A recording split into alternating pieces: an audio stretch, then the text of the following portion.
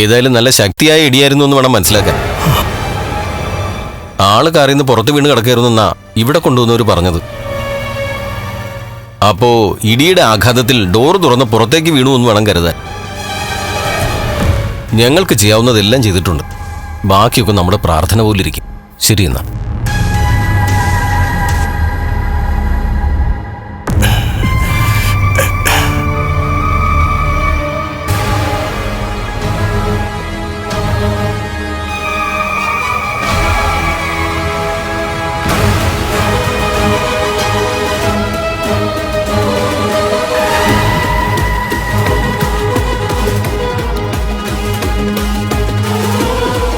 കണ്ണന്റെ അച്ഛന്റെ ആത്മാവ് അവനോടൊപ്പമുണ്ട്. അതുകൊണ്ട് ആ വിധി മാറിപ്പോയത്. ചക്കിന് വെച്ചത് കൊക്കിന് കൊണ്ടു.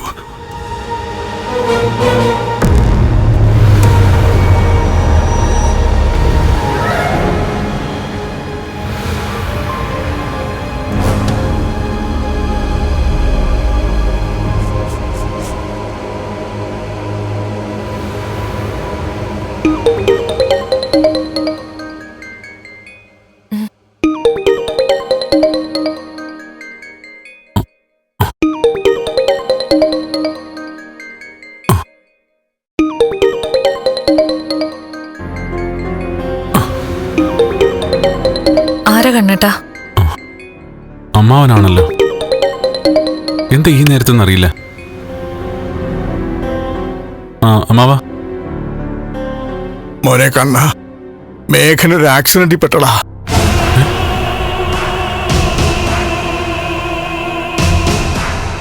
കേടായ നിന്റെ കാർ വർക്ക്ഷോപ്പിൽ കൊണ്ടുപോയത് അവനാണല്ലോ. ആ കാറിന്റെ പിന്നില് ഒരു ലോറി തട്ടി.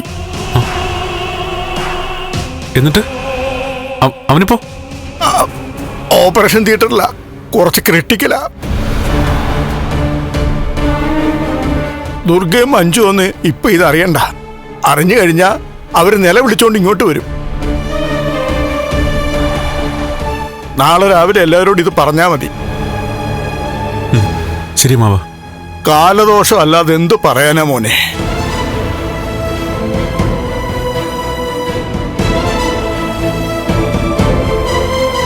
എന്താ കണ്ണേട്ടാ?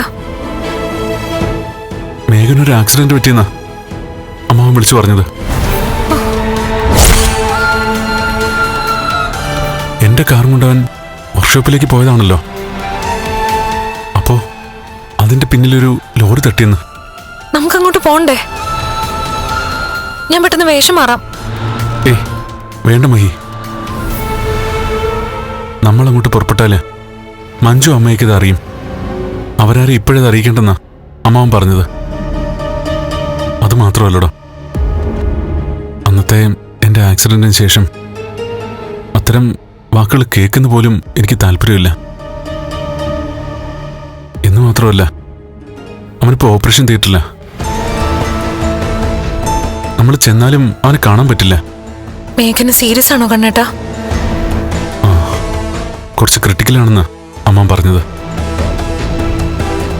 എന്നാലും എൻ്റെ കാർ എടുത്തുകൊണ്ട് പോയപ്പോഴാണല്ലോ അവന് ഈ ആക്സിഡന്റ് ഉണ്ടായത്.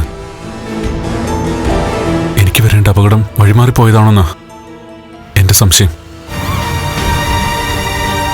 എങ്ങനായാലും അവൻ അപകടം ഉണ്ടായത് സഹിക്കാൻ പറ്റാത്ത കാര്യമാണ്. ഇന്ന് പതിവില്ലാതെ അമ്മാവൻ ഇങ്ങോട്ട് വന്നത്. ആ അതെ, സാധാരണ രാത്രിയിൽ വന്നു കഴിഞ്ഞാ എന്തെങ്കിലും കഴിച്ചിട്ടേ പോകാറുള്ളൂ. ഇന്ന് ധൃതിയിലങ്ങ് പോയല്ലോ. ഇനിയും ഈ വാർത്ത കേട്ടിട്ട് പോയതാണോന്നും അറിയില്ല. താനെപ്പോഴെങ്കിലും ഞാൻ രാവിലെ എഴുന്നേറ്റ് പത്രം നോക്കുന്ന കണ്ടിട്ടുണ്ടോ? അതുപോലെ TV ഞാൻ അധികം കാണാറില്ല. വയ്യടോ, പത്രം നോക്കുമ്പോൾ ആദ്യ പേജില് ഇതുപോലുള്ള വാർത്തകൾ അധികവും. ആ സമയത്ത് അന്നത്തെ ആക്സിഡന്റും എൻ്റെ അച്ഛൻ്റെ നിലവിളിയൊക്കെ കാതിലേക്ക് കടന്നു വരും. പിന്നെ അന്നത്തെ ദിവസം എനിക്ക് ഉറങ്ങാൻ പറ്റില്ല. എന്നുവെച്ചാ ഓർമ്മ വയ്ക്കുന്നതിന് മുമ്പല്ല അപകടം ഉണ്ടായത്.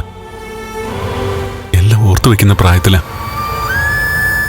ഞാൻ പറഞ്ഞല്ലോ മഹി, താൻ എൻ്റെ ജീവിതത്തിലേക്ക് കടന്നു വരുന്നതിന് മുമ്പ് എന്നെ പ്രാണനെ പോലെ സ്നേഹിച്ചത് എൻ്റെ അമ്മയും അച്ഛനാണ്. അമ്മ പോയ ശേഷം പിന്നെ അമ്മയുടെ വേർപാടറിയിക്കാതെ നെഞ്ചോട് ചേർത്ത് പിടിച്ച് വളർത്തിയത് എൻ്റെ അച്ഛനാ. അതുകൊണ്ട് ബൈക്കിൽ നിന്ന് തെറിച്ച് വീണ ശേഷം ഇത്തിരി ബോധത്തില് അച്ഛാന്നും പറഞ്ഞ ഞാൻ അലറിക്കരഞ്ഞത്.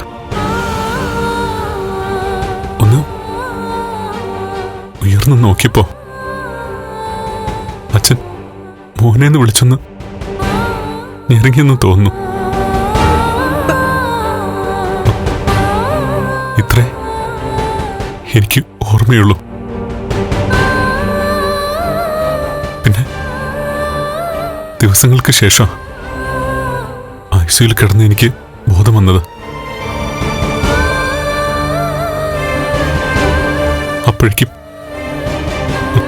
അപ്പോഴേക്കും എല്ലാ കർമ്മങ്ങളും കഴിഞ്ഞു. അങ്ങനെയുള്ള ഞാൻ അതിനുശേഷം ഹോസ്പിറ്റലിലേക്കുള്ള പോക്ക് പരമാവധി ഒഴിവാക്കാറുണ്ട്. ഇതുപോലുള്ള വാർത്തകൾ കേൾക്കുമ്പോൾ അതിന് മുഖം തിരിക്കാറേ ഉള്ളൂ. താൻ കിടക്ക്, തീരെ വയ്യ.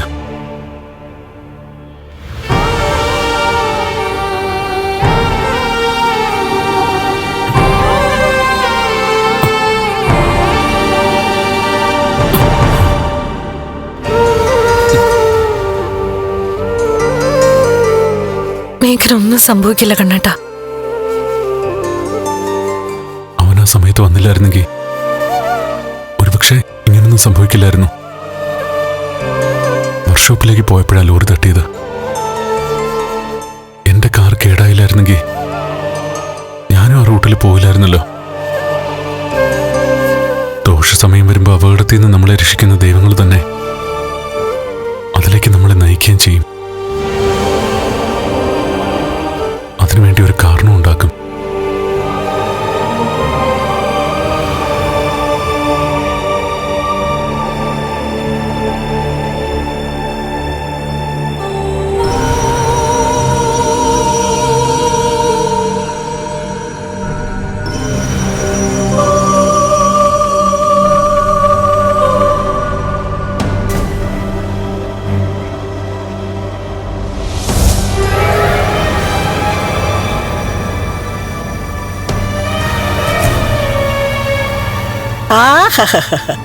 മോളെ, ഇന്നലെ തിന്നാനും കുടിക്കാനും ഒക്കെ വലിയ ബുദ്ധിമുട്ടായിരുന്നല്ലോ.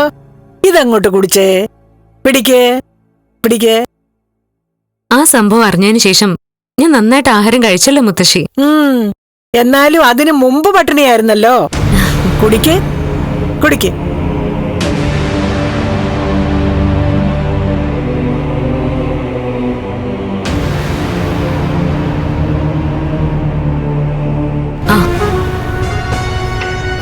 അച്ഛാ, ഇന്നലെ രാത്രി ഒരു 10-10:30 ആയപ്പോ എനിക്കൊരു കോള് വന്നിരുന്നു. ലക്ഷ്മിയുടെ കോള്. ഞാൻ എടുത്തില്ല. അയാളുടെ കാര്യം പറയാനായിരിക്കുമല്ലോ വിളിച്ചത്. ഇനി ആശുപത്രിയിലായിരിക്കോ അതോ വീട്ടിലായിരിക്കുമോ? തീർന്നെങ്കിൽ വീട്ടിലെത്തിക്കാണോ? ഇനി മോർച്ചറിയിലാണോ ഒന്നും അറിയില്ല. ഞാൻ ഏതായാലും ആ മാമേട്ടനെ ഒന്ന് വിളിക്കാം. ഇന്നലെ മൊബൈൽ ഓഫ് ചെയ്ത് വെച്ചിരിക്കായിരുന്നല്ലോ. വിളിക്ക് വിളിക്ക്.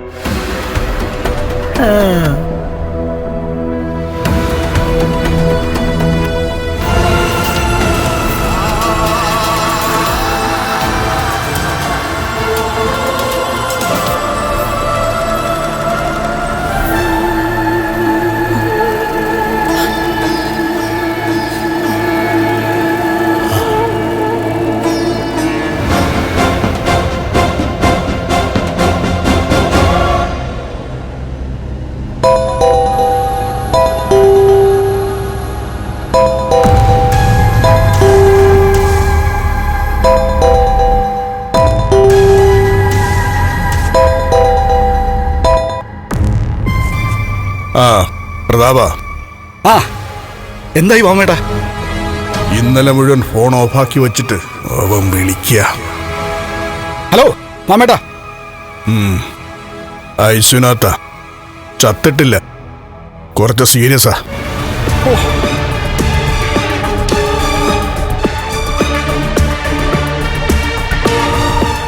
എന്നാ കൂടുതൽ സംസാരിക്കട്ടാ. ഏത് ആശുപത്രിയില്ല? ഞാൻ അങ്ങോട്ട് വരാം. ആ, ഉറപ്പായിട്ടും വരണം. ഇവിടെ RSM ഹോസ്പിറ്റലിൽ അഡ്മിറ്റ് ചെയ്തിരിക്കുന്നേ. ശരി മാമേട്ടാ, ഞാൻ മോളെ കൂട്ടിട്ട് ദേ അങ്ങെത്തി.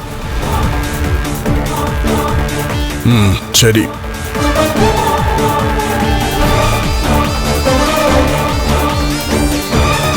എന്താ അച്ഛാ, അയാൾ ഹോസ്പിറ്റലിലാണോ? ആ, ഐസിയുല ചത്തിട്ടില്ലെന്നാ പറഞ്ഞേ. അയ്യോ, അത് വലിയ കഷ്ടമായി പോയല്ലോ. സീരിയസ് ആമേ, രക്ഷപ്പെടാനുള്ള സാധ്യതയൊന്നുമില്ല. ആഹാ, അത്രയെങ്കിലും ആയല്ലോ അച്ഛാ. അവിടെ ലക്ഷ്മി ഉണ്ടോ? അതിനെ പറ്റിയൊന്നും ഞാൻ ചോദിച്ചില്ല. അതെന്തിനാ ചോദിക്കുന്നേ? അവളവിടെ കാണുമല്ലോ, കരഞ്ഞ കലങ്ങിയ കണ്ണുകളുമായിട്ട്. മോള് കാണാൻ ആഗ്രഹിച്ചു, അത് തന്നെയാണല്ലോ. പോയി കാണ്, മനസ്സ് നിറയെ കാണ്. എങ്കിൽ നമുക്ക് പോയിട്ട് വരാം മോളെ. ചിലപ്പോ നമുക്ക് ഭാഗ്യമുണ്ടെങ്കിലേ ഐസിയുനകത്ത് നിന്ന് വെള്ള പൊതച്ച അവന്റെ ശരീരം സ്ട്രക്ചറിൽ കിടത്തിക്കൊണ്ടുവരുന്ന കാഴ്ച നമുക്ക് കാണാൻ പറ്റിയെങ്കിൽ. അതിനുവേണ്ടിയേ ഞാൻ സകല ദൈവങ്ങളെ വിളിച്ച് പ്രാർത്ഥിക്കുന്നുണ്ടടാ. അതെ, പോകുന്ന വഴിക്ക് നമുക്ക് അമ്പലത്തിൽ കയറിയിട്ട് പോവാം. അത് നടക്കണേന്ന് പ്രാർത്ഥിക്കാം. ആ, സമയം കളയണ്ട, മോള് വാ. ആ, പോയിട്ട് വരാം മുത്തശ്ശി. ഓ, പോയിട്ടോ പോയിട്ടോ. ശരി അമ്മേ. എടാ പ്രതാപ, അവൻ ആവിയായാ പറയണേടാ. എന്നാ പിന്നെ ഞാൻ കമലേശ്വരത്ത് പോയി നിക്കാം. ആംബുലൻസിൽ അവനെ കൊണ്ടുവരുമ്പോ കുറച്ച് കണ്ണീരുമായിട്ട്. ശരി അമ്മേ. പോയിട്ടോ വാ. പോയിട്ടോ പോയിട്ടോ.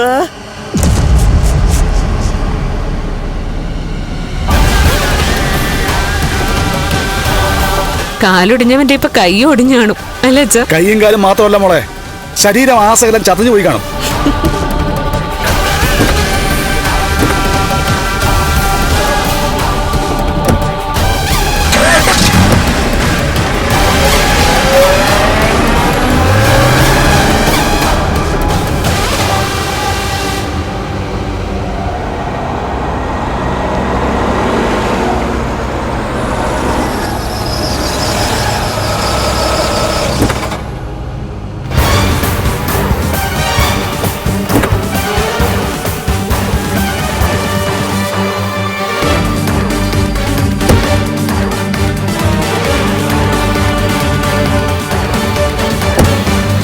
അച്ഛാ, വാ മോളെ.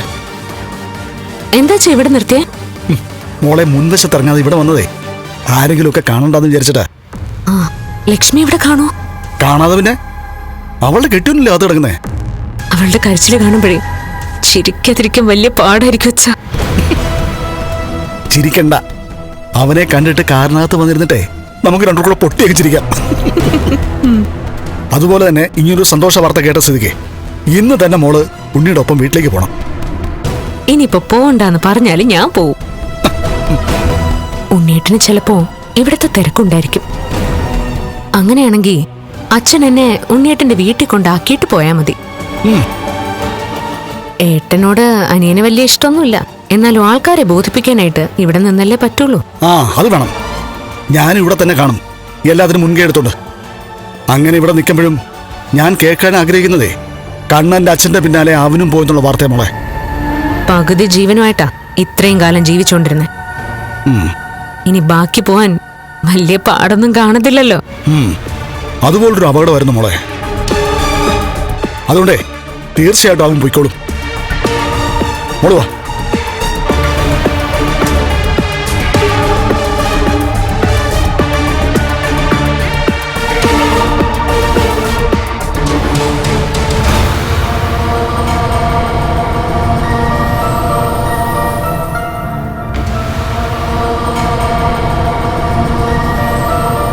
വാമേട്ടന് എന്തൊക്കെയോ അബദ്ധം പറ്റിയിട്ടുണ്ട്. അത് വാമേട്ടന്റെ സംസാരത്തിൽ നിന്ന് എനിക്ക് മനസ്സിലാവുന്നുണ്ട്. നീ ഒന്നും മിണ്ടാതിരിക്ക സീമന്തിനി. അല്ലെങ്കിൽ പിന്നെ കരയാൻ തയ്യാറായി കമലേശ്വരത്തോട്ട് വരാനല്ലേ പറഞ്ഞത്? എന്നിട്ടിപ്പോ ശരിക്കും കരഞ്ഞോണ്ടിരിക്കുവാ.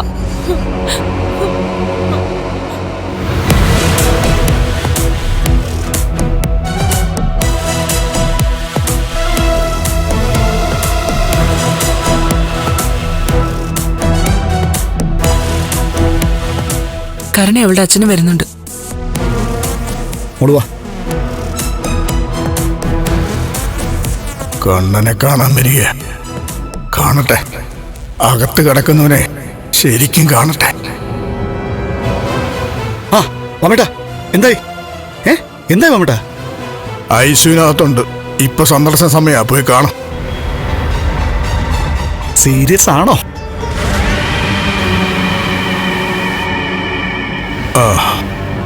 സീരിയസാ. മനസ്സിലായി. അല്ല, ഈ സമയത്ത് സങ്കടം കാണിക്കണമല്ലോ. താൻ കരുണയും കൊണ്ട് അകത്ത് കിടക്കുന്നതിനെ പോയി കണ്ടിട്ട് വാ. ഓ, ഇപ്പൊ വരാം. എന്നിട്ടേ കുറച്ച് സംസാരിക്കാറുണ്ട്. മുഴുവാ.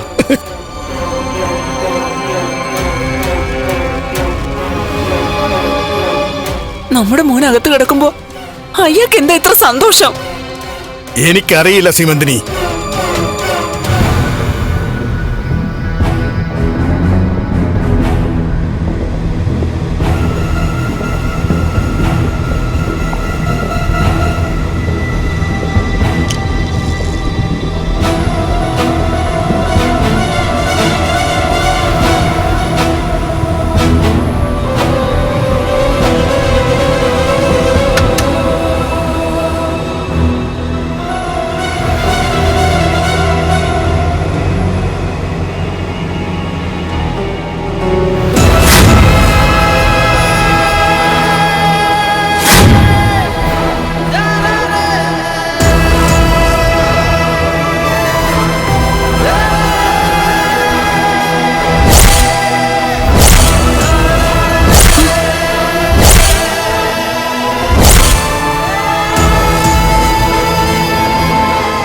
അയ്യോ, ഇത് മേഘേട്ടനല്ലേ?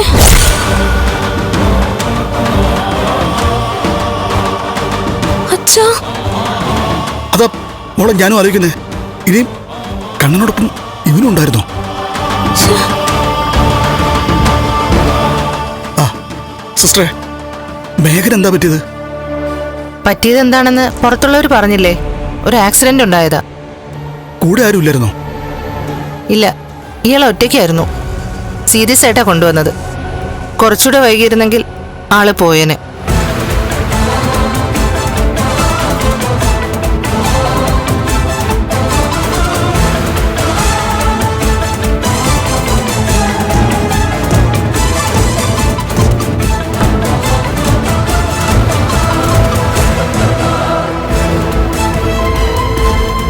എനിക്ക് നല്ല ദാഹമുണ്ട്. അവന്റെ കാര്യം അറിഞ്ഞ പിന്നെ ഒരുതരം തലച്ചുറ്റലും മനപ്രയാസമാ. ഇവിടുന്ന് അങ്ങോട്ട് തിരിഞ്ഞാൽ ക്യാൻറ്റീനാ. അവിടെ പോയിട്ട് നീ ഒരു നാരങ്ങോളം കുടിച്ചിട്ട് വാ. ചെല്ല് ചെല്ല്.